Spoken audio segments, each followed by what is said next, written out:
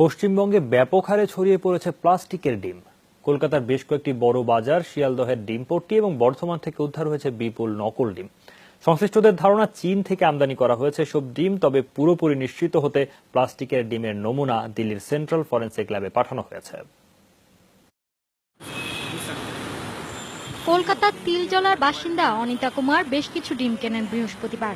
ভাজার সময় তার সন্দেহ হয়। কৌতূহলবশত বেশ কয়েকটি ডিম ভেঙে দেখেন অনিতা, পুড়িয়ে দেখেন ডিমের খোলসও। এরপরই স্থানীয় কয়রা থানায় অভিযোগ করেন ওই গৃহবধূ। যখন ওইটা তাওয়ার উপরে আমি ডিমটা ফুলে ওটা আমলেট করতে গেলাম, ওটা পুরো প্লাস্টিক মতন হয়ে গেছে। তার অভিযোগের ভিত্তিতেই তল্লাশি শুরু করে গোয়েন্দা পুলিশ। প্লাস্টিকের ডিম সহ গ্রেফতার হন কয়েকজন ব্যবসায়ী। তাদের দেয়া গোপন তথ্যের ভিত্তিতেই শিয়ালদহের ডিমপট্টিতে চালানো হয় সাঁড়াশি অভিযান। উদ্ধার হয় বিপুল সংখ্যক নকল ডিম। সংশ্লিষ্টদের ধারণা প্লাস্টিকের ডিমগুলো চীন থেকে আমদানি করা হয়েছে। পুরোপুরি নিশ্চিত হওয়ার জন্য এর মধ্যে নমুনা পাঠানো হয়েছে New Delhi.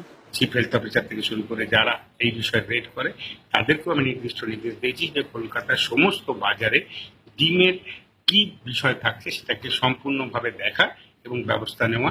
Food safety standard act 2006 যেটা পার্লামেন্ট থেকে পাস হয়েছে, এই আইন অনুযায়ী কোনো খাবার যদি হিউম্যান কনজাম্পশনের পক্ষে ডেঞ্জারাস হয়, অর্থাৎ জীবন নষ্ট হওয়ার সম্ভাবনা থাকে, তাহলে তার বিরুদ্ধে যাবজ্জীবন কারাদণ্ড, তার সমস্ত সম্পত্তি বাজেয়াপ্তর প্রভিশন আছে।